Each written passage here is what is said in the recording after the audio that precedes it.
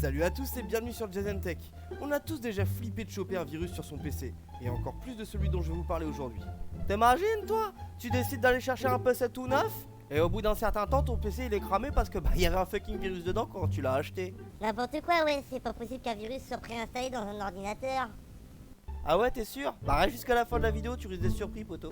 Ce virus n'est autre que le virus Tchernobyl, vicieux, indétectable et destructeur. Dans la seconde moitié des années 90, il y a un Taïwanais qui a pété une durite et qui a décidé de créer un virus. Et pourquoi faire? Ah bah ça j'en sais rien, je suis pas à sa place moi. Après comme je t'ai dit, le gars il avait un sacré péto casque. Ce qui rend ce virus aussi particulier, c'est déjà dans un premier temps son infectiosité, si on peut appeler ça comme ça. N'oublions pas qu'on est dans les années 90 et qu'à cette époque-là, Internet n'était pas aussi développé que maintenant. Et enfin, sa seconde particularité, c'est aussi son mode opératoire. Mais comment il a fait pour se transmettre de PC en PC sur internet? T'inquiète, j'y viens. À cette époque, c'était la grande mode des démos de jeux vidéo. Le vendeur te filait toujours 2 ou 3 CD de démos de jeux vidéo quand tu achetais un jeu dans sa boutique. Et puis, ensuite, on se les échangeait entre potes. Putain, c'était la bonne époque. Et pour un petit Taïwanais un petit peu dérangé qui voulait tester son mignon petit virus à grande échelle, c'était le bon plan. Sauf qu'à force de passer de machine en machine via des démos de jeux vidéo, le virus a commencé à se glisser un petit peu partout dans d'autres programmes. Et il a commencé à se propager comme une traînée de poudre. À tel point qu'il a même réussi à entrer dans des bureaux de développement. Pas n'importe lesquels, puisque c'était ceux qui étaient en charge de préinstaller des programmes dans des ordinateurs destinés à la vente publique. Ce qui signifie que tu pouvais acheter un ordinateur tout beau tout neuf avec le virus à l'intérieur. Ok, c'est bien beau tout ça, mais il faisait quoi le virus Tchernobyl? Et pourquoi Tchernobyl d'ailleurs?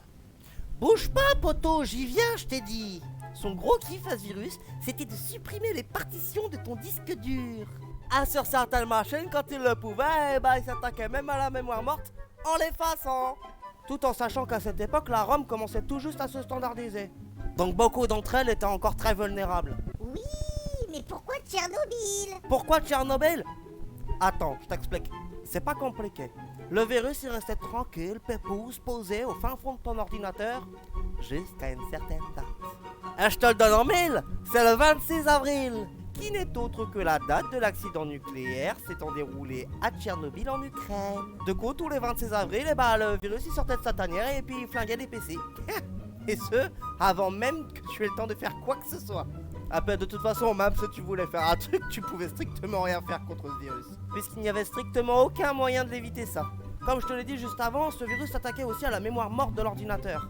Et le problème, c'est que la mémoire morte, elle est alimentée en continu, que le PC soit éteint ou non.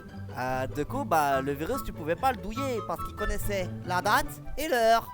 Donc si ton ordinateur était pas allumé le 26 avril, c'est pas grave, la date était passée, mais il s'était déjà enclenché. Ça veut dire que quand tu vas rallumer ton PC, qu'est-ce qui va se passer? Le virus il va se mettre en marche. Ah, d'accord. Mais comment il a fait pour disparaître ce virus? Très bonne question.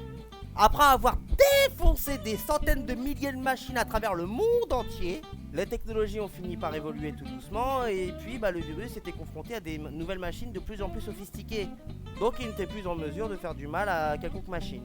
Et pour finir, il disparaîtra de manière totalement naturelle entre les années 2004-2005. Ouais, c'est déjà la fin de cette vidéo. Écoute, j'espère qu'elle t'a plu. Si tel est le cas, tu connais la chanson, à chaque fois c'est la même chose. Oui, hein.